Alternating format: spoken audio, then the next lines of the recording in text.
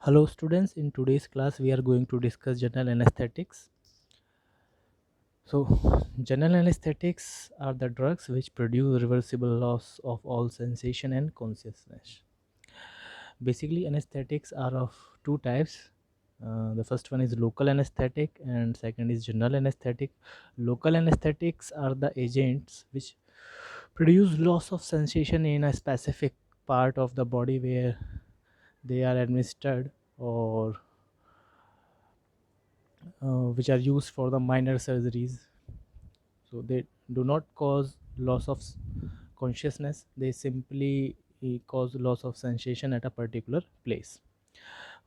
While the second kind of anesthetic is general anesthetic, which we are discussing in today's class. So general anesthetics are the agents which produce reversible loss of all sensation and consciousness. Let me tell you, the important part is here, this reversible loss. It should be reversible, otherwise it will act as a poison, because once we have performed the surgical procedure on the patient, we have to take the patient back to the consciousness, to the normal vital functions.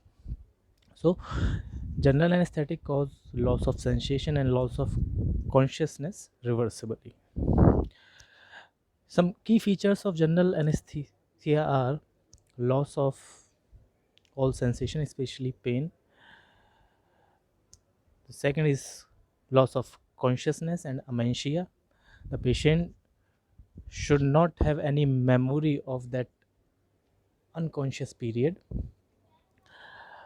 The immobility, the patient should be immobile and muscles should be relaxed. The patient should not show any kind of body movement or muscle movement in the phase of anesthesia. And next is abolishment of reflux for that particular period of time. So these are some key features of general anesthesia. When we have to perform major surgeries or major operation on a subject, the patient have to undergone through the general anesthesia. And this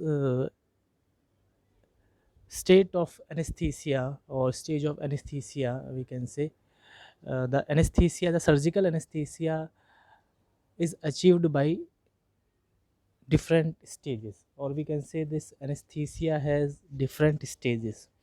The first stage of anesthesia is the stage of analgesia. It begins just after the administration of general anesthetic to the subject. Usually the general anesthetics are introduced into the subject either by inhalation or by IV route. So just after the administration of general anesthetic into the patient, the stage of analgesia start, and it basically lasts up to the loss of consciousness. Okay, in the stage of analgesia, the pain is progressively abolished, or the pain is progressively subside. The patient still remain conscious. The patient can hear, the patient can see or feel the things, but he does not feel pain. So the stage of analgesia is a state uh, like a dream. The reflexes and respiration remains normal in the stage of analgesia. We can perform incision or we can perform incision or minor operation in this state, or labor activities for the childbirth can be performed in this stage of anesthesia. After the stage of analgesia, the stage of delirium comes. It begins with loss of consciousness and it extends to the beginning of regular respiration. This stage, we try to keep this stage minimum during the anesthesia procedure, because in this stage the patient feels excitement, he may shout, he struggles, he can hold breathe, the muscle tone increase, the patient can show involuntary movement, the breathing of patient becomes jerky, and heart rate and bp can rise, pupil dilates. So this is very unstable kind of stage, and no operative procedures are performed during this stage. After the stage of delirium comes the surgical anesthesia. This is the stage in which we perform our major surgeries or surgical procedures, or we can say this is the stage we want to achieve in general anesthesia. This stage begins from onset of regular respiration and cessation of spontaneous breathing. This stage can further divided into 4 planes. The plane first is, in plane first we observe the roving eyeballs. This plane ends when the eyeball become fixed. The plane second is loss of corneal and laryngeal reflexes. In plane third, the pupil start dilate and light reflexes are gone. In plane 4, there is intercostal paralysis and the shallow abdominal respiration starts, the pupil get dilated. As the surgical anesthesia moves to the deeper planes, the muscle tone decreases, the BP falls, and heart rate increases with weak pulse, and respiration decreases in depth as well as in frequency. So surgeries are basically performed in this stage of surgical anesthesia. We want to achieve this surgical anesthesia stage in our general anesthetic procedure. After the surgical anesthesia, the stage comes is medullary paralysis. In medullary paralysis stage, it starts from cessation of breathing, which can last up to the failure of circulation and can lead to the death. It means this stage involves the respiratory depression and cardiac depression, which can lead to the cardiac arrest or respiratory failure. The pupil gets wildly dilated.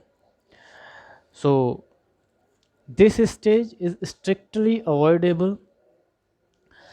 If this stage comes, it indicates the overdosing or simply that the toxic level of anesthesia is achieved in the body. So our prime concern is not to get into the medullary paralysis. This stage we always want to get avoided.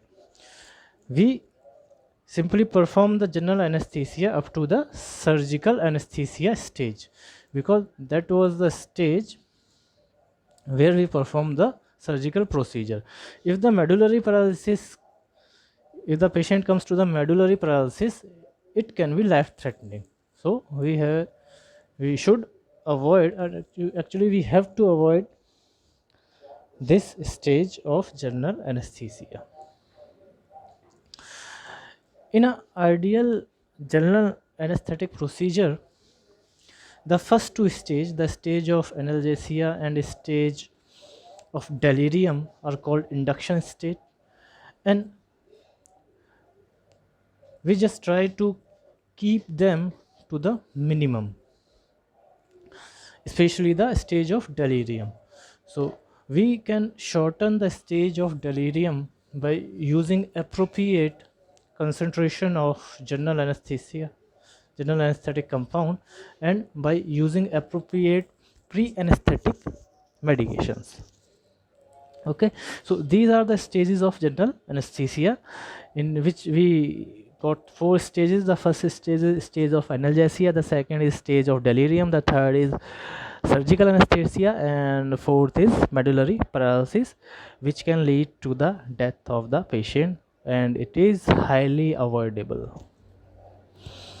Now we will discuss about the mechanism of action of general anesthesia, and different theories has been proposed for uh, mechanism of action of general anesthesia.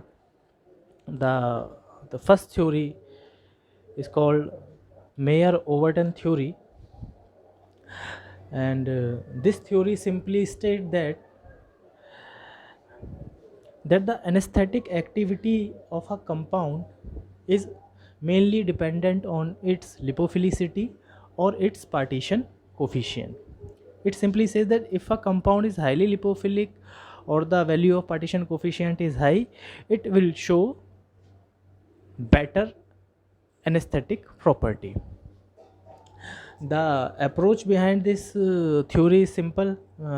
As we know, if the compound is lipophilic in nature, it will easily cross the blood brain barrier and it will reach to the CNS, and it will cause the depression in CNS, which will lead to the anesthesia. This Mayer-Overton theory basically depends on minimum alveolar concentration, in short, which is called MAC. So what is MAC? It is the lowest concentration of the anesthetic in pulmonary alveoli needed to produce immobility in response to a painful stimulus in 50% of individual. This is called MAC. If the MAC value is low, the compound shows high anesthetic potency.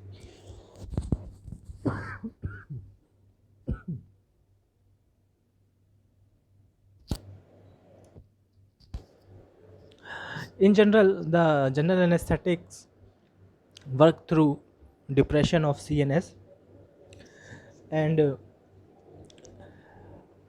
as we know, every drug works through a particular receptor or ion channel or different channels. So different theories are proposed for action of general anesthetic, and general anesthetic also shows their effect simply by inhibiting the excitatory neurotransmitter or by increasing the inhibitory effect of inhibitory neurotransmitter. So first we will discuss the general anesthetic acting on chloride channels or through chloride channels.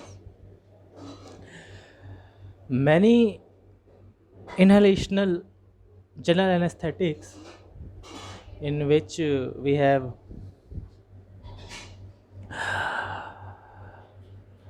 isoflurane, enflurane, halothane, or induction anesthetic like barbiturates and benzodiazepine, are basically work through a GABA receptor complex and glycine receptor. What they simply do, they simply augmented the effect of GABA on GABA receptor complex, which leads to the opening of chloride channel and influx of chloride ions, which leads to hyperpolarization, and this hyperpolarization leads to the depression of CNS. Both benzodiazepines and barbiturates work through this mechanism. They do not bind on the binding site of GABA. Actually, they do bind on the allosteric site on GABA receptor complex. On GABA receptor complex, the benzodiazepine bind to the benzodiazepine binding site, and barbiturates bind to the barbiturates binding site, and they simply augmented the effect of GABA neurotransmitter on this receptor, which leads to the opening of the receptor, and influx of chloride ion, which leads to the hyperpolarization and depression of CNS. Benzodiazepines, barbiturates, and some other inhalational anesthetics like propofol also shows its action via glycine receptor, especially in the spinal cord and medulla oblongata. So what it does, it simply activates the glycine receptor, which simply leads to the opening of chloride channel, and this opening of chloride channel cause influx of chloride ions, which cause hyperpolarization and which leads to the depression of CNS. Some compounds, some general anesthetic compound, especially the volatile anesthetics, also inhibit the presynaptic destruction, also inhibit the synaptic destruction of GABA and increase the availability of GABA on the synapse, and so the GABA can work for a longer time, and it simply shows its action by opening of chloride channel. So some general anesthetic also inhibit the destruction of GABA at the synapse, like isoflurane and halothane. So most of the general anesthetics in our syllabus works through this chloride channel, in which we have the GABA receptor complex and glycine receptor complex. Okay. The second channel on which the general anesthetic works is sodium channel. Nitrous oxide and ketamine hydrochloride, which is a dissociative general anesthetic, simply inhibit the excitatory NMDA type of glutamate receptor, which is this glutamate receptor is a excitatory receptor in nature. When the glutamate binds on this receptor, it simply activates the receptor and cause the opening of sodium channel, and as we know, when the sodium channel get opens, it causes depolarization, which leads to the generation of nerve impulse and simply the excitation.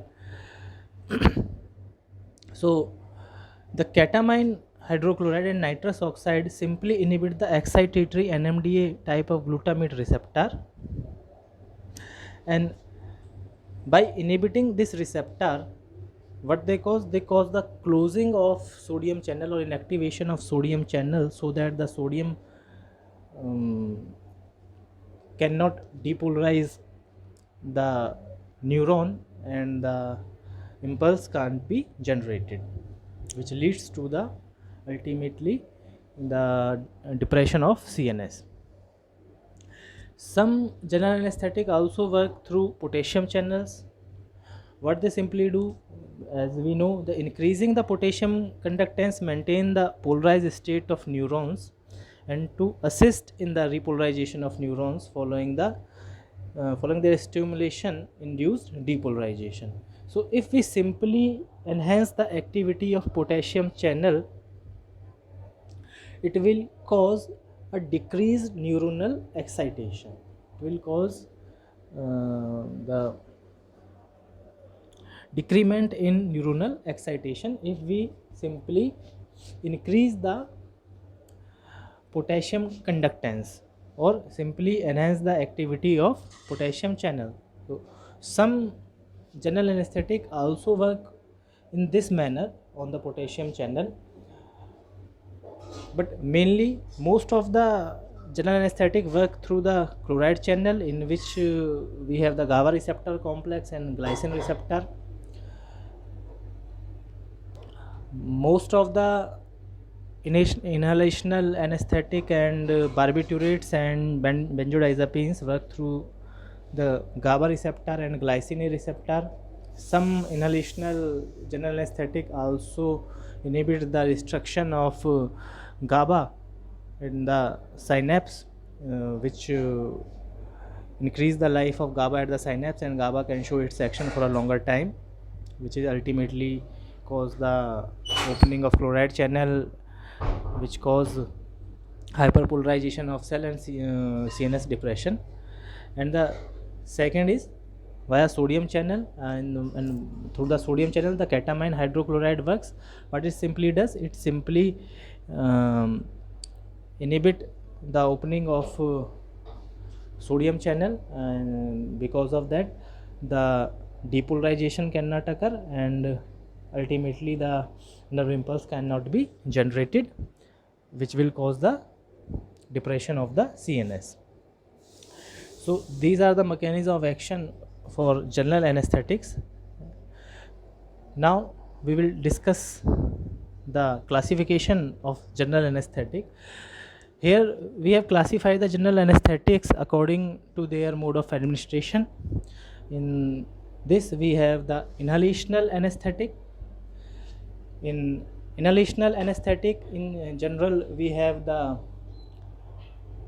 halogenated hydrocarbon or the ethers. Chemically, we have ethers and halogenated hydrocarbons in this category, which we call inhalational anesthetic because they are administered to the patient via inhalation. The inhalational anesthetics are mainly used for maintaining the phase of general anesthesia. The general anesthesia is maintained by the use of inhalational anesthetics nowadays. The general anesthesia is introduced by induction anesthetics, in which we have the barbiturates and benzodiazepines and ketamine hydrochloride. These are the induction general anesthetics, which because of their shorter onset of action, they are administered into the body via IV route, and in a very short period of time they introduce the general anesthesia. And because they have shorter onset of action and shorter life, so once the general anesthesia is achieved, it is later on maintained by the use of inhalational anesthetics, in which we have the halogenated hydrocarbons and ethers. So in inhalational anesthetics we have halothane, isoflurane, desflurane, sevoflurane, methoxyflurane and enflurane, and we can see here the halothane is a halogenated hydrocarbon, and rest of the compounds belong to the category of ethers, halogenated ethers. The second category in the classification, we have ultra short acting barbiturates. So these are basically the induction anesthetics. They have very really short onset of action and shorter duration of action also. So they are simply used to just induce the general anesthesia into the subject, and they are used intravenously. So intravenously they are administered into the body of subject or the patient, and once the patient get unconscious, the surgical anesthesia is achieved in a very short period of time. Then we introduce the inhalational anesthetics. So in the strategy of achieving general anesthesia, we have to use two kind of anesthetics nowadays. The first, we use the induction anesthetics, in which we have the ultra short acting barbiturates and ketamine hydrochloride, the dissociative general anesthetic. And once the surgical anesthesia is achieved, that stage is maintained throughout the procedure via use of inhalational anesthetic, in which we have the halogenated hydrocarbons and halogenated ethers. So now we will discuss the ultra short acting barbiturates. All the compounds here belong to the barbiturate category. So barbiturate category basically are the derivatives of 246 sorry, it is, this category is pyrimidine 246 trione derivatives called barbiturates. In this category we have the thiopentyl sodium, methoxyethyl sodium and thiomylyl sodium. So these are the induction anesthetics which are used for the induction of stage of general anesthesia because of their shorter onset of action. The next category we have here is dissociative anesthetic, in which we have the ketamine hydrochloride, and it is called dissociative anesthetics because the effect of this ketamine hydrochloride is that when the patient get unconscious, he simply feel dissociated from his own body. He feels get separated from his own body. It gives a trance like state to the subject. Because of that it is called dissociative anesthetic. So this is the classification of general anesthetic, and this is all for today's class. Thank you.